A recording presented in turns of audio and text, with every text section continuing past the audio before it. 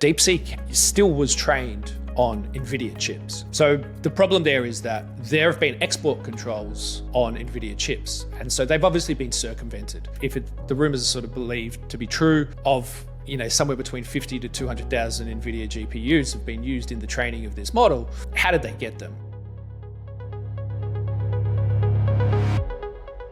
If you've been wondering why your stocks have been on an absolute roller coaster ride this week, you're not the only one.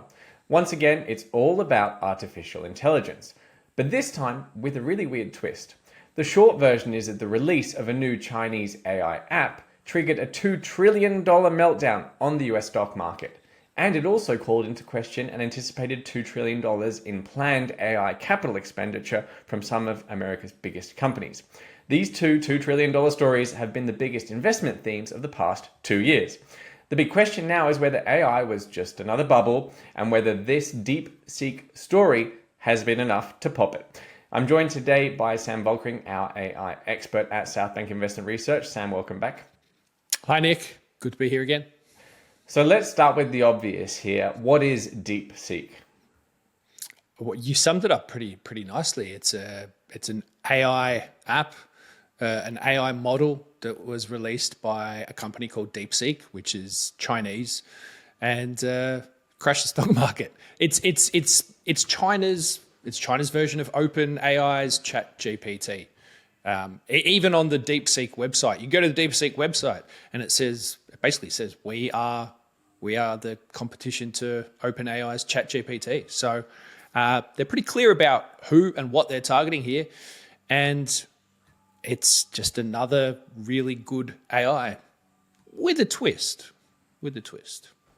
Yeah, so let's dig into the twist in a second. First of all, in what ways is it better? Because that's the crux of the story here is China's AI is supposedly, potentially, possibly, maybe a heck of a lot better than anything the Americans have come up with, by a whole lot of different measures, including the inputs, the cost, and the energy use, and the computer chips it uses. So in what ways is it better? Take us through what's got everyone in a panic. I think the important thing to get your head around here is that the outputs, so what the AI tells you, isn't really any better. It's a bit like, do you remember when Google released Gemini and you could ask it to show you pictures of like historical figures like Nazis, and it came out with like a whole bunch of black Nazis, and everyone was like, that never happened. So it kind of lied to you. I mean, this does the same thing. It's already renowned for people asking it about Tiananmen Square and it not being able to give them an answer on that, because let's remember, it's Chinese, and so there are very tight restrictions on what it will and won't say about certain things. So in that sense, it's not actually any better. What really makes DeepSeek different is that one thing is that it shows its reasoning. So when you ask it something, it'll give you a snapshot of what it's thinking. One of the other things that it's able to do, which to be fair, the American development of AI can do as well, is it's now starting to write its own code. So it's starting to improve itself. And so again, whether or not America can do that yet or not, they believe they can. Fundamentally, the AI itself learns in a different way. So the Chinese engineers have applied a different learning technique.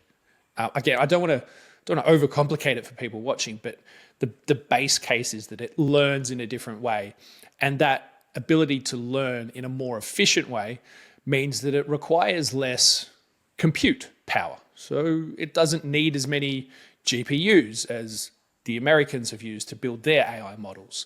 And that's where things have gotten really interesting. So that's the major twist here, is that it's able to do more, or at least as much, on far less compute power, which means less GPUs. Now, to emphasize how much less, and this is up for debate, and we can discuss this.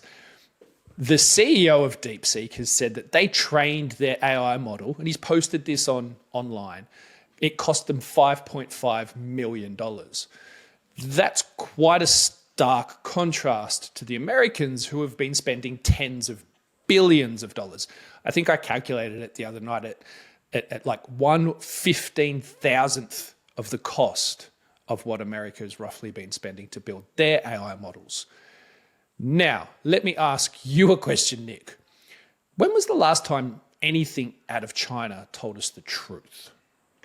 Yeah, that's the follow-up, isn't it? Is it real? But is this also a case of if you're just copying something, it's cheaper to produce it, or is this a fundamentally different AI program? No, they've effectively reverse engineered OpenAI's O1 language model, AI model, and taken a different approach to, again, the engineering on how the AI learns. And again, look, if people watching artificial intelligence engineers, and I've slightly got it wrong between the forms of learning, I do apologize. But again, sort of the most basic description is it learns and develops itself now in a slightly different way.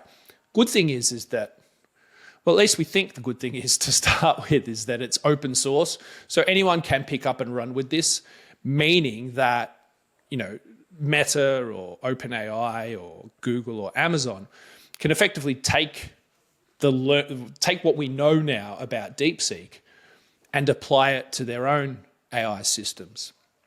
And so fundamentally, if the Chinese have been able to do as much, or if not slightly more, with less compute, Americans and the American AI companies can take that, apply it to their substantially more compute power, and you would think take a giant leap forward.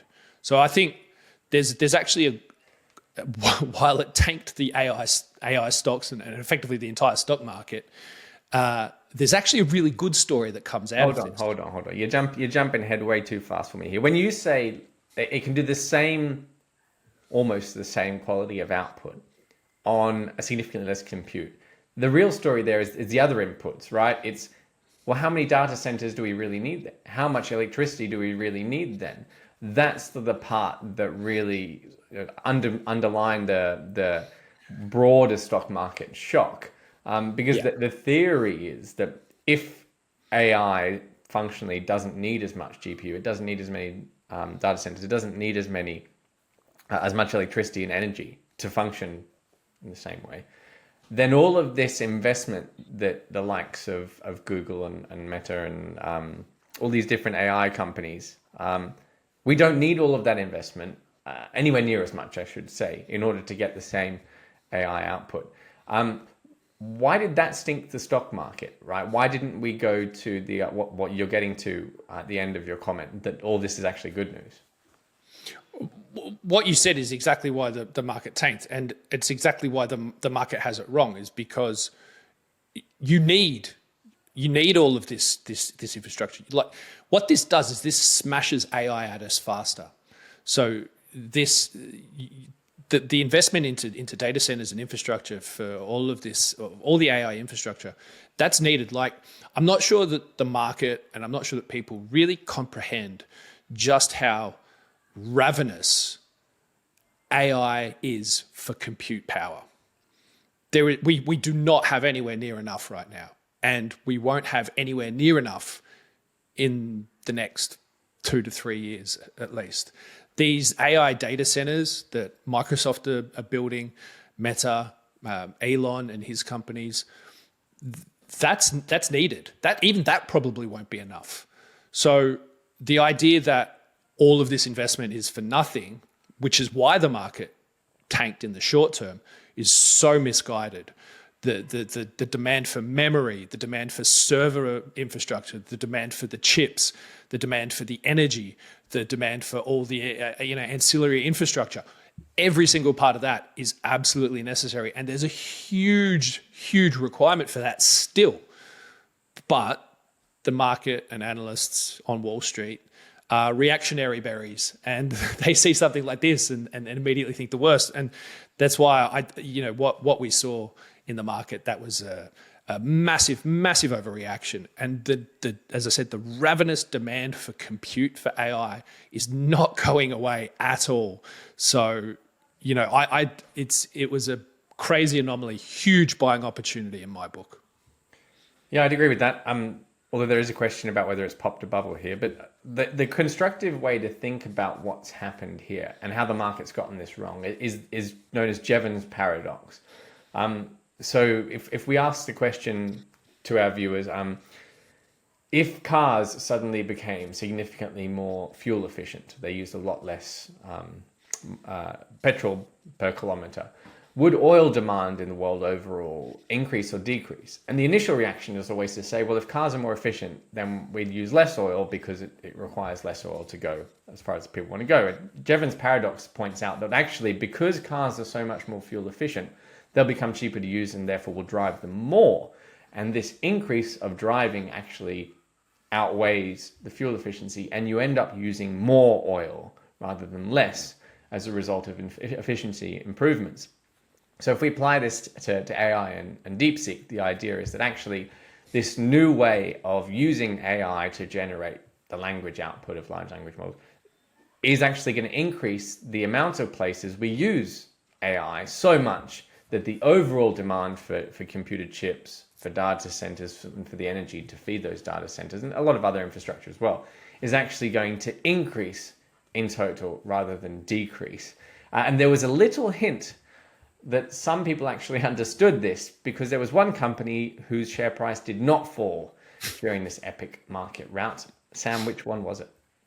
So, Apple. Now, this is either one of the most genius moves by a mega cap company in the world, or they've just stumbled themselves into, back into the running with the AI race. Apple's AI is currently so bad and they give it so little attention that while everything else was tanking in price, the stock price for Apple was up 2%. So I think that's more an indicator of how bad Apple Intelligence is. But I think possibly, maybe if you really love the company and Tim Cook, maybe it's the case that they've just been waiting for this sort of moment, for the cost to drop so much that AI becomes a commodity, and then they can spend up bringing AI more into the Apple family because it's more affordable and they can do it at a greater scale. So this commoditization of AI is either one of the most amazing strategic moves by Apple in history, or they've just fumbled themselves into contention again. And it's not the first time Apple's done it, right? They did it with their manufacturing processes as well. They used the incredibly cheap manufacturing in China and their design and gadgetry to build their company. So the underlying argument here is that if you've got incredibly cheap AI, it becomes really easy to run an AI program on one of these. And that makes it more valuable and useful. And so more people will buy them and spend more time on them. And so Apple's share price. I'd also add, right, as well, people are terrified of Meta's talking. Again, if you go back just a few more days, DeepSeek's been around for a while. They released their upgrades, like a week ago, but it took them to releasing the app that people could download, and then it sort of went viral on social media for the Western world, so forth, to wake up to the fact that China has competing AI. With that in mind, about 5 days ago, Zuckerberg and Meta announced that they're looking to scale up their GPU count to over 1 million of Nvidia's GPU AI chips. You can't tell me that they don't have some clue as to what's going on in China, right? And what DeepSeek and some of the competitors are doing. Maybe some of this is a surprise, but I also doubt that as well. I think what the likes of Meta and Amazon and Google, the really big heavy investors, Microsoft in AI, are doing is that they're saying, if DeepSeek can do that on what's, people are saying, a few thousand GPUs, the reality is it's more like something between 50,000 and 200,000 of these H100 GPUs from Nvidia. Bearing in mind, they're still Nvidia chips. If they can do that on 200,000, what can Meta do on 1 million of them? What can Elon do with his Colossus AI? All using Nvidia GPUs. So it's that idea of, taking this new model and the efficiency of it and rolling it out to this huge infrastructure. And that brings AI at us so much faster than probably we even considered a month or two ago, which I think is ultimately a good thing. Are you saying then that all parts of the AI boom are going to succeed or continue to succeed in coming years? Because to me, there's this segmentation, right? There's the companies that are actually developing AI. There's the companies developing the devices that use AI, which is Apple. There's the companies with the data centers, and then there's the companies sort of feeding those data centers with the chips they need. And then there's the companies feeding the data centers with the energy they need. That's sort of, as I think of it, the AI ecosystem. I know you've been focusing on the energy side, the chip side, data center side, more so than the AI itself, I believe. Are you saying everything's fine? There's nothing to see here. DeepSeek's actually just going to make everything better because it's going to improve everything? Or are there some sectors of the AI ecosystem bubble, I would call it, which are in trouble here? And so to some extent that the stock market route was justified, and investors need to start thinking about Jevons Paradox and which parts of the AI ecosystem are going to boom as a result of the DeepSeek revelations and which parts of it are in trouble, or just buy everything? Buy everything. When not Zuckerberg, financial advice, not financial advice. not that long ago, Zuckerberg spoke about scaling AI more or less to infinity. This isn't something that has a ceiling. You don't go, oh, we've got 1 million AI GPUs now. Oh, that's it. We're done. AI's finished. Here you go. Now that's it. No need to add to it. That's just not how it works. So the demand for Nvidia chips is going to increase. The demand for cooling, for copper, for the metals, for everything, in my view, is going to increase. Yeah, yes, the commoditization of it and the cost is going to reduce, and the efficiency is going to increase. And so that, again, when you have 1 million GPUs in your data center, the output that you're able to create with the efficiency that you now have is exponentially grows. And then you've got, there are companies, and we've at AI Collision, where I write about this. We're actually starting to increase that, where we'll be writing about this every day in AI Collision, Monday to Friday. We've written a few times about Palantir. Now, they've historically been saying for quite a while that, AI is going to be commoditized, and it's what you can build on top of that that's going to be the key thing. And they're absolutely pushing forward and, a leader in that space. So, they're laughing because they're like, ha, we told you so. And there are companies like that are definitely going to benefit as well, I think, in the longer term. So it's hardware, it's software, it's application layer, it's infrastructure, it's energy. I don't see how any of this slows down. In fact, I think this is a moment where things increase in speed. Again, that people don't quite comprehend just how quickly this will come at us. If you look back 18 months as to where we were, even just when sort of, ChatGPT was released, and we're here now where AI is starting to rewrite its own code and improve itself. There's some significant leaps forward, and I think that's going to create a lot of opportunity in the market for a whole host of companies related to this. Yeah, and you've been carefully following and figuring out which companies those are. One thing that surprised me most about all of this is the comparative silence out of the White House. Trump's been very busy lately, and I would have thought that this would really poke him in the eye, and he'd be issuing all sorts of tweet storms about it, because it's the Chinese AI out competing Americans, causing a bit of a large rout on the US stock market. It's sort of exactly what he might ask for in order to have an excuse to crack down with tariffs and all sorts of make America great again stories. Why has it been so quiet, in your opinion? And is that going to change? And is this, the fact that it's an AI from China and it's censoring Tiananmen Square and all this sort of stuff, is that going to matter in terms of global geopolitics? And is that a risk for the AI investment story? So there's a few things here. So he did come out and he said that it's a wake-up call to American AI companies that they need to remain competitive because there is competition out there, particularly from China. The other thing is that the DeepSeek, still was trained on Nvidia chips. So the problem there is that there have been export controls on Nvidia chips, and so they've obviously been circumvented.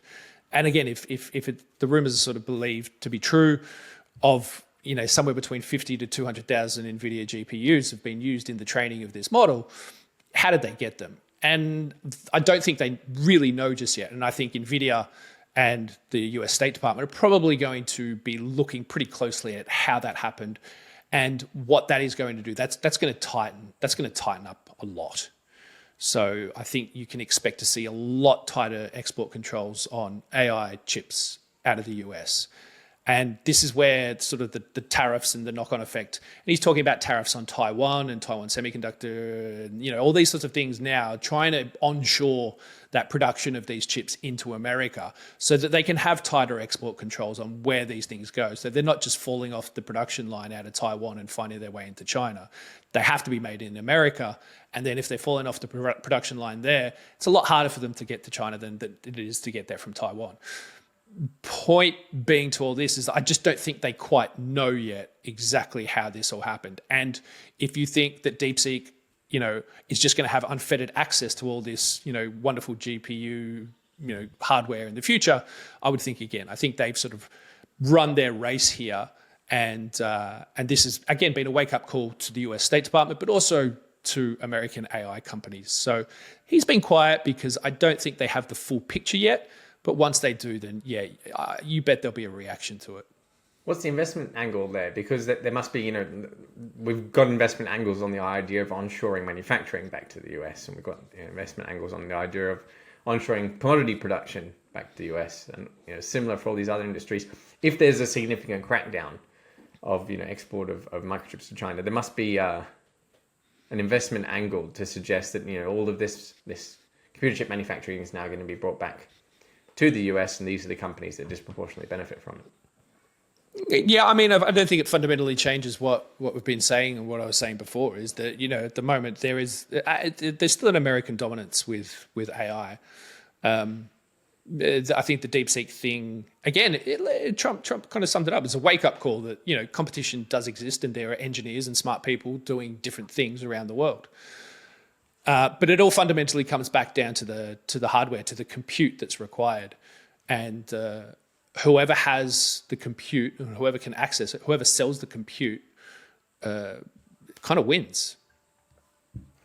You mentioned that you're going to be following this story for the next few weeks, months, years, perhaps decades.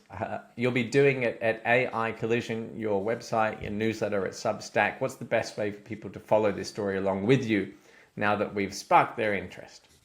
Yeah, look, we've got the free e-letter at aicollision.co.uk, and you can check out our most recent stuff. I was writing about DeepSeek just the other day. And again, all these companies that I've mentioned, we've been writing about this for a long time. You can view our full archive about things that we've said are going to happen in the AI space that have. I've been right a few times about where this is heading.